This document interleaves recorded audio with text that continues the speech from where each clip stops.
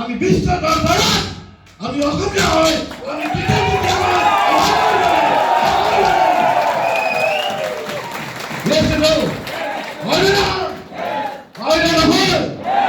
আমি অসমীয়া হয় নে নহয়? এটা কথা কওক, মই অসমীয়া, আমি অসমীয়া। কাৰণ জাতীয় চেতনাৰে আমি জন্মগ্ৰহণ কৰিছো। মই ব্যৱসায়টো কৰাৰ আগত এজন সাধাৰণ দুখীয়া মানুহৰ ঘৰৰ পৰা জন্মগ্ৰহণ কৰিছিলো। বোকা পানী খচকি আহিছিলো, অতি দৰিদ্ৰ জেগাৰ পৰা আহিছিলো। পঢ়া শুনা কৰি শিৱসাগৰ বা যেতিয়া মই শিৱসাগৰ পৰাই মই পৰিচয় দিওঁ, হয়নে নহয়? সদৌ অসম ছাত্ৰ সন্থাত কাম কৰিছিলো, তাতো মোৰ জাতীয় চেতনা আছে। কৰিছো তাতো মোৰ জাতীয় চেতনা আছে। কিন্তু অকল আন্দোলন কৰি থাকিলে আমি দেশক বচাব নোৱাৰো। যদি আমি কৰ্ম নোৱাৰো, কৰ্ম যদি প্ৰকাশ কৰিব নোৱাৰো, তেতিয়া আমি জাতিক কেতিয়াও উদ্ধাৰ কৰিব নোৱাৰো।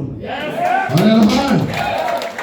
উপযুক্ত সময়ত উপযুক্ত কৰ্ম কৰিবই লাগিব। ভগৱানক ধন্যবাদ জনাইছো, এনেকুৱা এটা সুন্দৰ প্লেটফৰ্ম দিলে। এই প্লেটফৰ্মৰ জৰিয়তে আমি জাতিটোক বচাবলৈ গৈ আছো। বন্ধুসকল, নিশ্চয় হয়। আৰু সংগঠন এফালে হলো কেৱল নিজক বুজি পাইছিলো যে এই কনচেপ্টটোৰ জৰিয়তে মোৰ লগতে হাজাৰ হাজাৰ মানুহক জীৱন শ্ৰেষ্ঠ মানুহে প্ৰকাশ কৰিবৰ কাৰণে, প্ৰমাণ দিবৰ কাৰণে my life is the best platform যে বাছি লৈছে। আপোনালোকে ভাবেনে নাভাবে? আপোনালোকে ভাবেনে নাভাবে? বন্ধুসকল, এই কৰাৰ যি মুহূৰ্ত আছিল, সেই যিটো প্ৰগ্ৰেমৰ কথা কৈছো, 2016 চনৰ গুৱাহাটীত যিটো প্ৰগ্ৰেম হৈছিলে নৰ্থ ইষ্ট কাণ্ট্ৰি, সেই সময়ত মই আছিলো মাত্ৰ ATC সোণাপুৰৰ প্ৰগ্ৰেমত। আৰু সেই সময়ত মোৰ ওচৰত পইচা নাছিল, অতি কষ্টৰে বিজনেছ কৰিছিলো।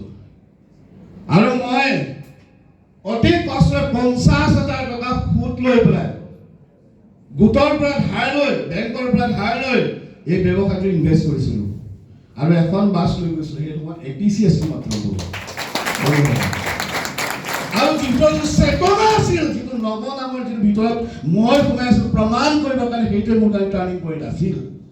50,000 টকাৰে গাড়ী ভাড়া কৰিছিলো, মানুহ নিছিলো, খোৱা বোৱা কৰি দিছিলো, তাৰে কেইটামান প্ৰডাক্ট লৈছিলো। বন্ধুসকল, আজি প্ৰমাণ হৈছে সেই 2016 চনৰ পৰা মই বিজনেছ আৰম্ভ কৰিছিলো।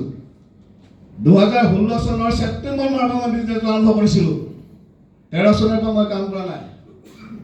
বন্ধু, ছেপ্টেম্বৰ মাহৰ সেই প্ৰগ্ৰেম, এই ব্যৱসায়টো আৰম্ভ কৰি নৱেম্বৰত সেই প্ৰগ্ৰেমটোত জইন, সেই ইভেণ্টটোত মই 50,000 টকা খৰচ কৰি সকলো ব্যক্তিক লৈ গৈছিলো। প্ৰায় 40 জন মানুহ লৈ গৈছিলো। মই বেছি নিয়া নাছিলো সিমান সময়, সেই সময়ত সিমানেই মোৰ যথেষ্ট আছিল। নিশ্চয় ৰিক্স ল'ব পাৰিছিলো সিমানেই। আৰু সেইদিনাখন সেই 50,000 টকা খৰচৰ বিনিময়ত যিজন ব্যক্তিয়ে ATC হৈ আছিলো,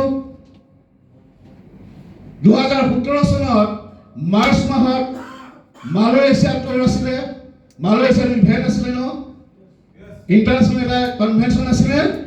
আৰু সেইদিনাখন মই সেই প্ৰগ্ৰেমটোৰ পৰা মই STC হৈ গৈছো তালে। এবাৰ ভাবিছা কৰিছে, মানুহৰ যদি ৰেছপন্সিবিলিটি লৈছে, তেনেকুৱা ডাঙৰ প্ৰগ্ৰেমক আপুনি যদি গুৰুত্ব দি কাম কৰিছে, ৰিস্ক যদি ল'ব পাৰিছে, আপুনি কথা কয় এবাৰ ভাবিছা ক'ত থাকিব। যিটো সময়ত মই ATC হৈ মই সেই ৰিস্ক লৈছিলো, 2017 চনৰ পৰা মই কাম আৰম্ভ কৰিছো ভালকে। এবাৰ ভাবিছ 2022 চনৰ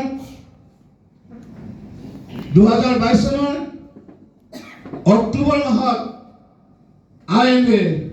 ITC